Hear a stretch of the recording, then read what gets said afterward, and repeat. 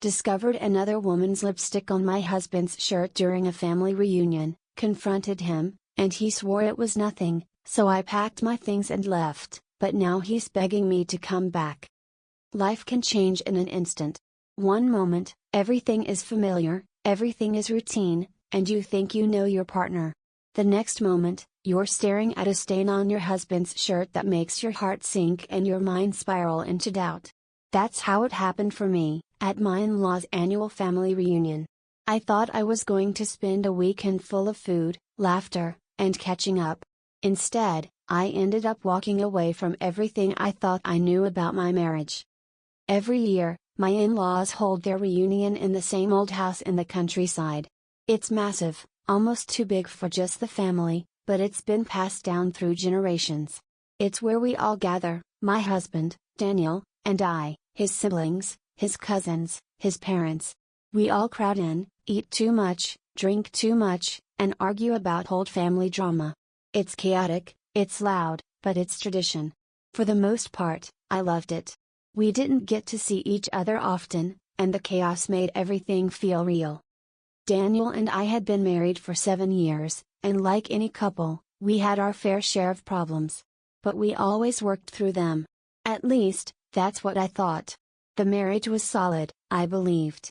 Sure, there were some rough patches here and there, times when he worked late, when he was too tired to talk, when he didn't seem as interested in spending time together, but nothing that seemed worth making a big deal out of. At least, I never thought it was a big deal until that lipstick mark. It started when I was talking to my sister-in-law, laughing over some silly family story, when I noticed something strange. I saw Daniel sitting across the room, talking to one of his cousins, and there it was, a bright red stain on the collar of his shirt. I didn't want to make a scene, so I kept my distance, pretending like I hadn't seen anything. But I couldn't shake the feeling. I glanced at the mark again, trying to rationalize it. It looked like lipstick. It wasn't mine. I tried to dismiss it. I tried to tell myself it was some mistake. Maybe he'd gotten something on his shirt at the barbecue we had earlier. Maybe it was ketchup. Maybe it was some sort of sauce. But the longer I looked at it, the more I realized it wasn't just a random stain. It was lipstick. Bright red, unmistakable lipstick. I didn't want to jump to conclusions, but it was hard not to. My mind began to race. My heart began to pound. How had this happened? Why hadn't I noticed anything before? I had always trusted Daniel. He had always been loyal, hadn't he? I had to be sure before I said anything. So, I decided to investigate. I didn't confront him right away. I needed time to process it. I went to the bathroom, locked the door, and pulled out my phone. I went through our recent text messages, hoping for some clue. I didn't find anything suspicious, just the usual messages about where to meet for dinner, when we'd be heading home, when to pick up the kids. There was nothing that stood out, nothing that would explain the lipstick on his shirt. But I kept coming back to that mark. It wouldn't leave my mind. I needed to confront him. I needed answers. I waited until after dinner when everyone was gathered in the living room, chatting and laughing.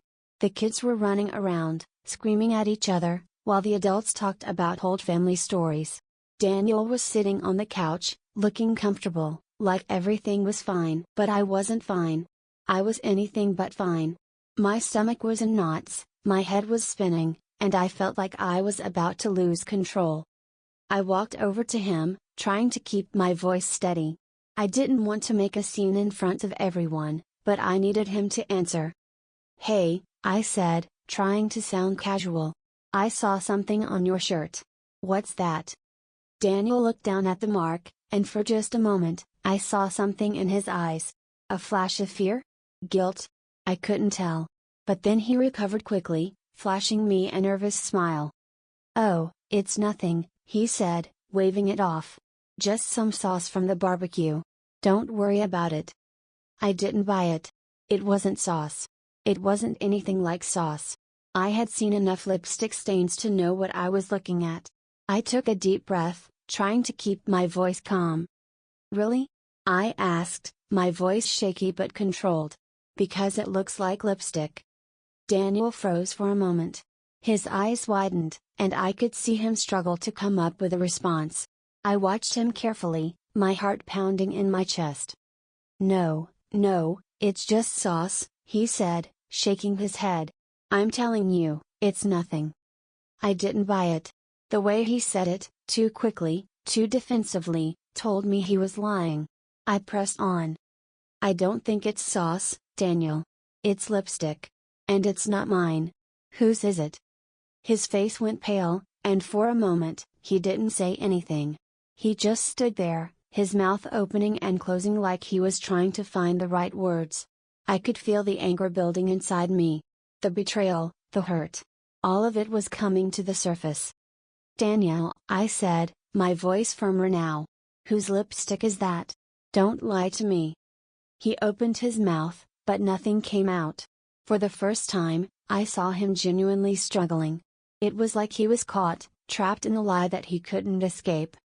"It's nothing," he said again, but this time his voice was weaker.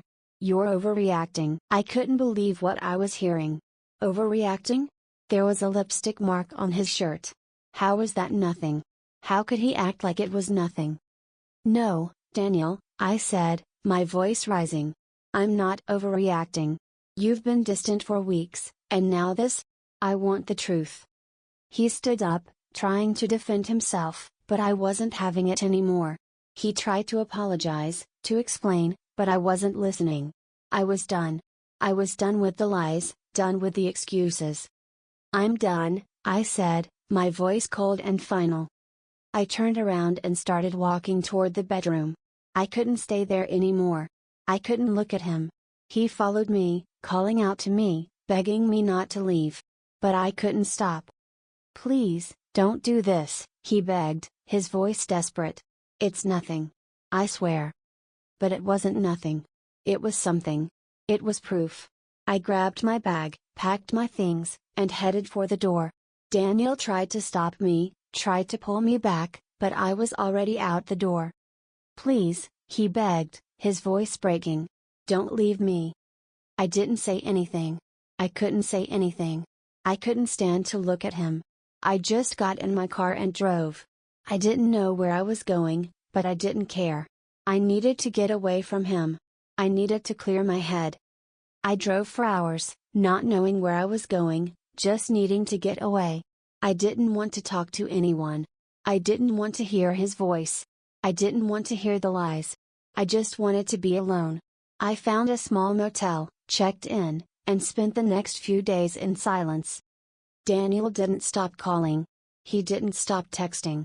He begged me to come back, told me he was sorry, told me it was all a mistake. But I didn't know what to believe anymore. I didn't know if I could ever trust him again. The next few days were a blur. I didn't answer his calls. I didn't reply to his texts. I just sat there, thinking. What had happened? Was it a mistake? Was he telling the truth? I wanted to believe him. I wanted to go back to him, to forgive him, but a part of me couldn't. The mark on his shirt, the lies, the way he had acted, it all felt like a betrayal. Weeks went by, and Daniel kept trying. He sent flowers, left messages, even called my parents to ask them to talk to me. But I didn't know if I could go back. Could I ever trust him again? Could I ever forget what had happened? I wasn't sure. But for now, I knew one thing, I couldn't go back until I had the truth. And I wasn't sure if I would ever get that truth. And so, here I am, still thinking, still deciding. Daniel is still begging. But I'm not sure if I can ever look at him the same way again.